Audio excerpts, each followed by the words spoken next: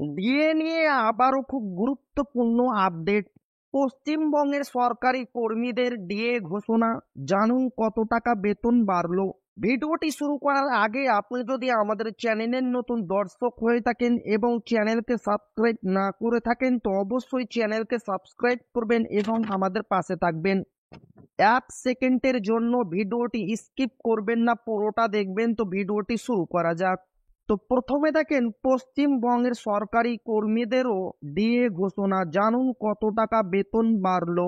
রাজ্য সরকারি কর্মচারীদের এতদিনের অপেক্ষার অবসান হতে চলেছে। বৃদ্ধি পেতে চলেছে ডিএ, সাথে যুক্ত হচ্ছে বকেয়া 3 মাসের এরিয়ার। 1 বছরের বেশি সময় ধরে রাজ্য সরকারের সাথে ডিএ সংক্রান্ত ব্যাপার নিয়ে রাজ্য সরকারি কর্মচারীদের ঠান্ডা লড়াই চলছিল।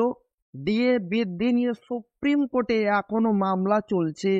এরই মধ্যে রাজ্য সরকার বিজ্ঞপ্তি জানিয়ে সুখবর দিলেন যে বৃদ্ধি পেতে চলেছে 3% ডিএ।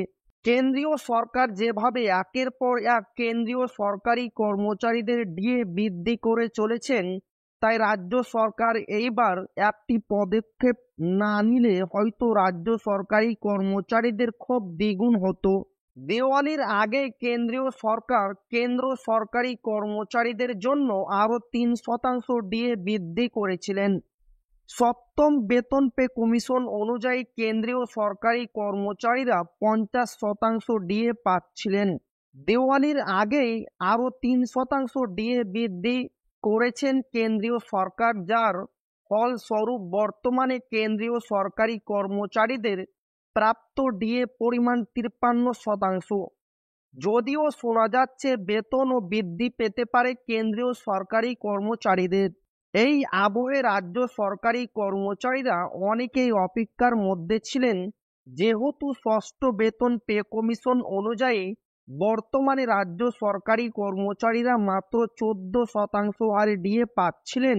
একদিকে কেন্দ্রীয় সরকারি কর্মচারীদের ডিএ ক্রমান্বয়ে বৃদ্ধি পেতে পেতে রাজ্য কেন্দ্রের মধ্যে ডিএ পার্থক্য বেশ অনেকটাই হয়ে যাচ্ছিল। তাই রাজ্য সরকার মাত্র 3% ডিএ বৃদ্ধি করার মাধ্যমে পার্থক্যটা একটু কমানোর চেষ্টা করলেন। জানা যাচ্ছে বৃদ্ধি পাবে 3% ডিএ, অর্থাৎ রাজ্য সরকারি কর্মচারীদের প্রাপ্ত ডিএ দাঁড়াবে 17%। জুলাই মাস থেকে কার্যকর করা হবে এই বর্ধিত ডিএ, যার ফলে রাজ্য সরকারি কর্মচারীরা 3 মাসের বকেয়া এরিয়ার পেয়ে যাবেন। তবে 3 মাসের বকেয়া এরিয়ার 4টি কিস্তিতে নয়, বরং ডিসেম্বরে মোট 3 মাসের এরিয়ার দিয়ে দেওয়া হবে। তো এই ছিল ডিএ নিয়ে খুব গুরুত্বপূর্ণ আপডেট, যা আপনাদের মাঝে শেয়ার করলাম। ভিডিওটি ভালো লাগলো অবশ্যই আপনার বন্ধুদের শেয়ার করবেন, যাতে তাদের উপকার হয়। আর আপনি যদি এখনো আমাদের চ্যানেলকে সাবস্ক্রাইব না করে থাকেন তো অবশ্যই চ্যানেলকে সাবস্ক্রাইব করবেন এবং আমাদের পাশে থাকবেন। তো আবারও দেখা হবে ডিএ রিলেটেড খুব গুরুত্বপূর্ণ ভিডিওতে।